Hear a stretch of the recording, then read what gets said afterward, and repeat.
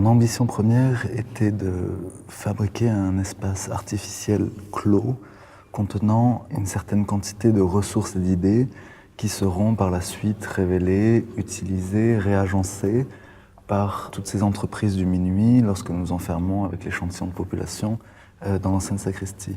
Car avant tout, cet espace préparé, il n'a qu'un seul but, c'est d'être un espèce de royaume artificiel pour l'échantillon de population qui viendra s'y enfermer. Il y a des pavés, du laiton, du bois, énormément de matériaux divers que j'ai récoltés de manière plus ou moins accidentelle ces 6 derniers mois.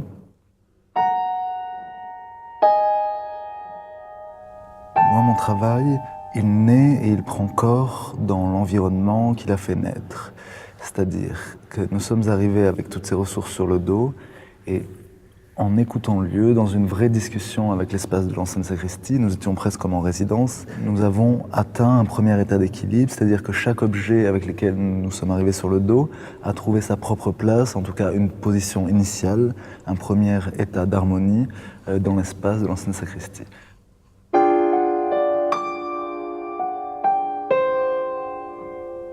Elles tiennent grâce à une ligne assez fine de contraintes, dont la contrainte principale bien sûr est la gravité, c'est mon médium de prédilection, la gravité, comme on le voit avec le pendule.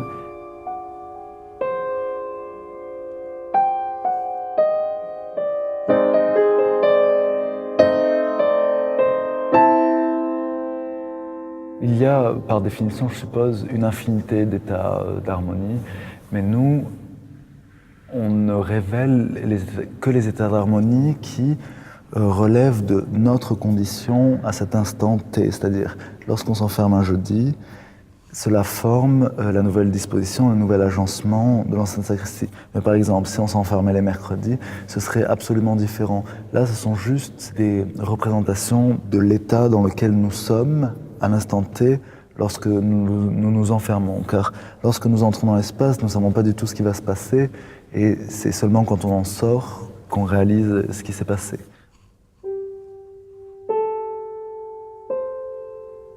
Donc chacune de mes expositions est un corps qui comprend tout, on va dire, un florilège de littérature, que ce soit des mots ou alors de la musique. C'est-à-dire que c'est des corps narratifs qui contiennent chacun, qui déploient chacun leur propre mythologie. Auditive et littéraire.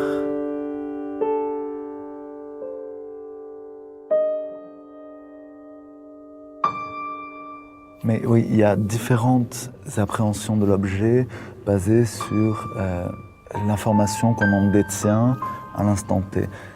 Voir quelque chose, c'est instantanément l'abolir, c'est l'effacer de toute possibilité.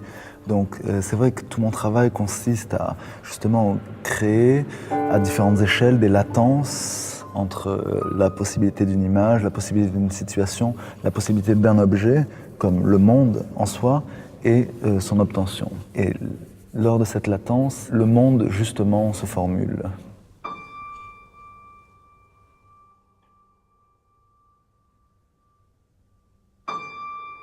L'essentiel, véritablement, est de créer des objets qui permettent d'accéder à un nouvel état.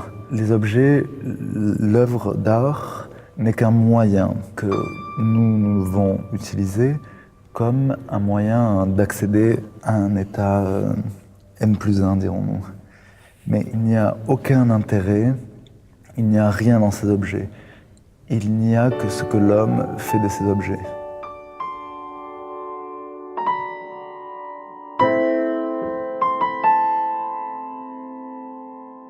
Le dessein absolu, c'est vraiment que toute cette structure, donc cette exposition, au fur et à mesure, s'adapte autour de nous et que nous nous adaptons à cette structure dans un même mouvement.